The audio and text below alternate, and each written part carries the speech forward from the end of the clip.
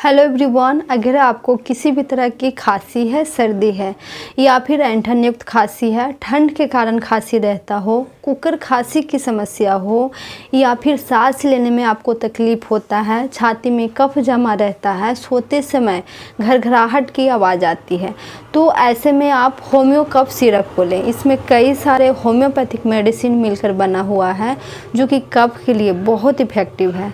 अगर आप एडल्ट हैं तो इस दवा को आधे कप वार्म वाटर के साथ 20 ड्रॉप्स दिन में 2 बार लेना है।